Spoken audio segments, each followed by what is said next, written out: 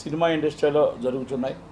అలాగే పొలిటికల్లో కూడా పొలిటికల్ వచ్చి సినిమా వాళ్ళ మీద, సినిమా వాళ్ళు వచ్చి పొలిటికల్ మీద విపరీతంగా ట్రోల్ చేసుకుంటూ ఎవరికి వాళ్ళు తక్కువ చేసుకుంటున్నారన్న ఒక భావంతో నేను ఈరోజు ప్రెస్ మీట్ పెట్టడం జరిగింది.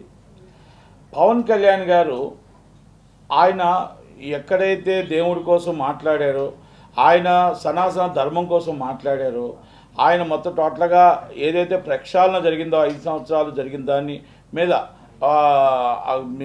దీక్ష నేను తిరుపతిలో తీసుకున్నాను. 2 పిల్లలతో ఆయన దర్శనానికి వచ్చారు.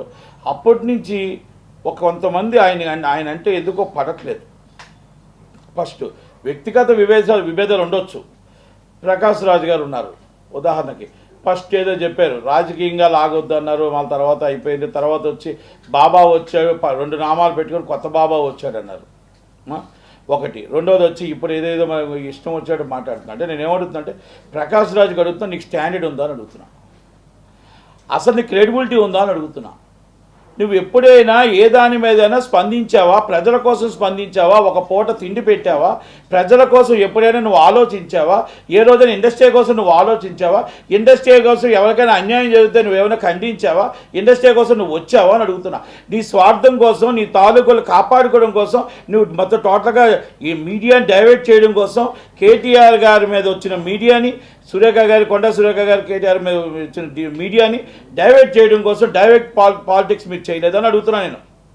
నేను డైరెక్ట్గా మీరు పవన్ కళ్యాణ్ గారి మీద మీరు మాట్లాడితే ఇమీడియట్లీ మీకు అక్కడ కేటీఆర్ గారిని కాపాడుకోవాలి.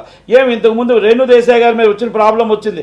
అది ఇంతమంది ట్రోల్ చేశారు. ఇంతమంది అమ్మాయి ఏడ్చుకుంటూ చెప్పింది, ఇలా నన్ను ట్రోల్ చేయొద్దు, నేను రాజకీయాల్లో లేను అని చెప్పేటప్పుడు మీ సినిమా ఇండస్ట్రీలో మీరు ఏమైపోయారు అడుగుతున్నాను ప్రకాష్ రాజ్ గారు. ఆ రోజు మీరు కనబడలేదే.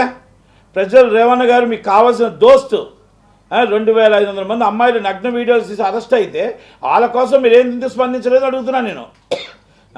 అలాగే మీరు మొత్తం టోటల్ రజనీకాంత్ గారు అవమానిస్తే రజనీకాంత్ గారిని ఆ రోజు స్పందించలేదే.